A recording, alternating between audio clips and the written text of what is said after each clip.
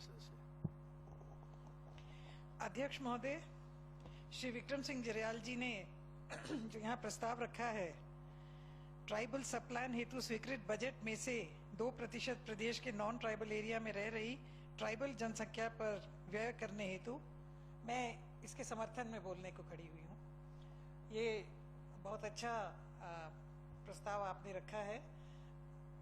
हालांकि आपने इस बात को क्लैरिफाई कर दिया कि आप ये नहीं चाहते कि 2% जो ऑलरेडी 9% बजट दिया गया है उसके अलावा 2% जो है एडिशनल दिया जाए। अब एडिशनल दिया जाए या उसमें से दिया जाए ये तो सरकार का फैसला है, मगर अध्यक्ष महोदय कि देना चाहिए ये उचित है। और इन्होंने ठीक संख्या रखी कि ट्राइबल जो एसटी में आते हैं, विशेषकर जो गद्दी कम्युनिटी से संबंध रखते हैं, नॉन ट्राइबल एरिया में they are twice the number, यानी जितने ट्राइबल एरिया में ट्राइबल्स रहते हैं उससे दुगना जो ट्राइबल्स हैं वो नॉन ट्राइबल एरिया में रहते हैं। और निश्चित तौर पे इसमें जब डिलिमिटेशन हुआ था, डिलिमिटेशन कमीशन बैठा था, तो ये बात सामने आई। मुझे चंबा कांगड़ा पार्लियामेंट्री हलके का ही ज्ञान है और ट्राइबल्स है भी उधर ही ज्यादा नॉन ट्राइबल एरिया में। तो सबसे अधिक संख्या नॉन ट्राइबल एरिया में धर्मशाला में, दूसरे नंबर पे शाहपुर, तीसरे नंबर पे भटियात और चौथे नंबर पे डलहौजी। ये उसका क्रोनोलॉजी थी जिसमें नॉन ट्राइबल एरिया में ट्राइबल्स की जो संख्या है। मेरी अपनी पंचायत है, मैं रुलियानी पंचायत से संबंध रखती हूँ। मेरी पंचायत में एक मैं, 2-3 और नॉन ट्राइबल और 2-3 एससी के घर हैं। अदरवाइज 96% जो पंचायत है it is of Gaddi community. ऐसे ही पूरा इलाका है, ये बटियात का भी इलाका ऐसे ही है, हमारा भी ऐसे ही है, चंबा का भी ऐसे ही है, चुरा का भी ऐसे ही है, भरमौर का भी नॉन ट्राइबल एरिया है। भरमौर में ट्राइबल एरिया भी है और नॉन ट्राइबल एरिया भी है। तो जो भरमौर के लोग ट्राइबल एरिया में रह रहे हैं, भरमौर चुनाव क्षेत्र के, उनको सब सुविधाएं हैं, मगर जो नॉन ट्राइबल एरिया में रह रहे हैं उनको सुविधाएं नहीं है। सुविधाओं से अध्यक्ष महोदय बजट से तात्पर्य है, कुछ समय पूर्व राजा वीरभद्र सिंह जी की सरकार में कुछ समय तक जिन पंचायतों की जनसंख्या 50% से ज्यादा थी उनको एक फिक्स्ड अमाउंट कम से कम रोड्स के लिए, जो ट्राइबल एरिया डेवलपमेंट उसमें था, टाडा के तहत और माडा के तहत वो बजट आता था। हमारी सड़कें भी उसमें स्वीकृत हुई ट्राइबल सब प्लान में और पैसा भी उसमें से आता था, मगर बाद में वो विड्रॉ हो गया। वो सड़कें बनी ट्राइबल पॉपुलेशन के हिसाब से।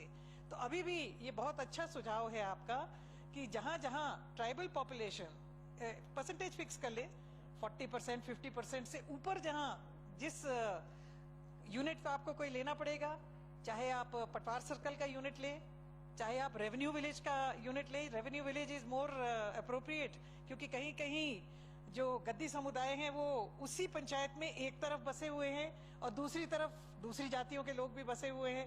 तो रेवेन्यू विलेज इसका सबसे बेस्ट यूनिट हो सकता है। हमारे जो भरमौर के विशेष करके होली और इधर के जो गद्दी हैं वो आपके बैजनाथ और आपके इलाकों में ज्यादातर बस गए हुए हैं, और जो भरमौर साइड के हैं वो इंदौरा, शाहपुर, नहरिया जी के एरिया में बसे हुए हैं। तो अध्यक्ष महोदय, मैं समझती हूँ कि सरकार को इसमें कोई ज्यादा दिक्कत नहीं होनी चाहिए। एडिशनल बजट दे दें तो और अच्छा है, ताकि जो ट्राइबल एरिया का बजट है उससे कोई छेड़छाड़ ना हो।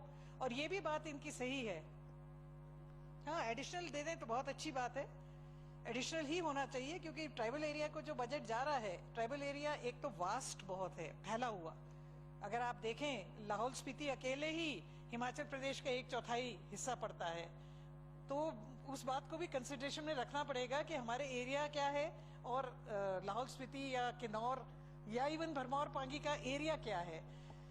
और दूसरी बात जो इन्होंने कही, मैं इसके उसमें भी इनके साथ सहमत हूँ, जो हमारा SC ST के लिए घर आते हैं, SC के लिए तो घर आ रहे हैं मगर शेड्यूल्ड ट्राइब्स के लिए घर नहीं आ रहे हैं। वेलफेयर से भी जो आते हैं, ठीक इन्होंने कहा मुख्यमंत्री आवास योजना में भी जो आते हैं, और बहुत गरीब परिवार ऐसे हैं जिनके लिस्ट में नाम तो हैं मगर बजट बिल्कुल नहीं है।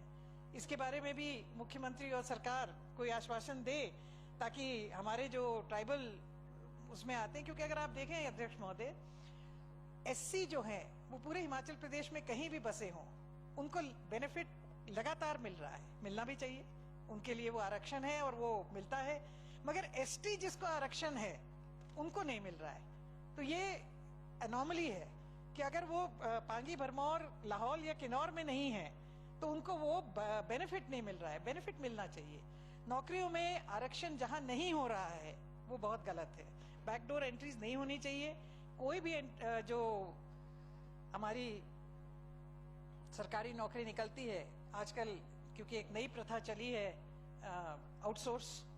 आउटसोर्स में कोई रोस्टर नहीं लगता है, ना लगाया जाता है, तो निश्चित तौर पे फिर आउटसोर्स से ही जब आप गवर्नमेंट सर्विस में ले आएंगे तो फिर एससी एसटी की बारी कहाँ आएगी, ओबीसी की बारी कहाँ आएगी? वो तो सब जनरल कैटेगरी वाले, हम ही लोग जो है, हमारी कैटेगरी वाले लोग उसमें सब भर्ती हो जाएंगे। तो निश्चित तौर पे इसमें भी कोई सही पॉलिसी बननी चाहिए कि जिसका जो ड्यू है उसको वो मिलना चाहिए। इसमें मैं आपसे निवेदन करूंगी कि आप सरकार से आप हमारी जो ये बात है आप जरूर हमारा समर्थन करेंगे इसमें, कि जो नॉन ट्राइबल एरियाज हैं उसमें जो एसटी, हमारे यहाँ तो गद्दी हैं, तो ये गद्दी कम्युनिटी को मैक्सिमम जो बेनिफिट्स मिलने चाहिए जो ट्राइबल एरियाज में मिल रहे हैं, स्पेशली रोड्स को लेकर के हमारे एरियाज में बहुत दिक्कतें हैं, बहुत ज्यादा दिक्कतें हैं। बजट आता नहीं है, स्टेट में बजट है नहीं, स्टेट बजट से पैसा मिलता नहीं है। अगर स्टेट बजट के साथ साथ ये 2% हमें नॉन ट्राइबल एरिया के लिए मिल जाए तो हमारी कुछ सड़कें जो हैं इन बस्तियों को जो जाती हैं उनको हम ठीक कर सकते हैं। ड्रिंकिंग वाटर सप्लाई है उसमें हो सकता है। स्कूल्स, और उसके बारे में तो इतना मैं कहूंगी नहीं, क्योंकि स्कूल्स, बेतहाशा स्कूल्स जो है हिमाचल प्रदेश में खुले हुए हैं। कहीं इक्का दुक्का जहाँ जरूरत हो वहां खोल देना चाहिए। कॉलेजेस की भी ऐसी कोई कमी नहीं है। मगर डेफिनेटली जॉब्स में और अदर जो डेवलपमेंटल एक्टिविटीज हैं उसके लिए अगर 2% सरकार additional budget non tribal area के लिए दे दे तो मैं समझती हूँ कि ये बहुत अच्छी एक मूव होगी और इनके इस प्रस्ताव का मैं समर्थन करती हूँ। अब इस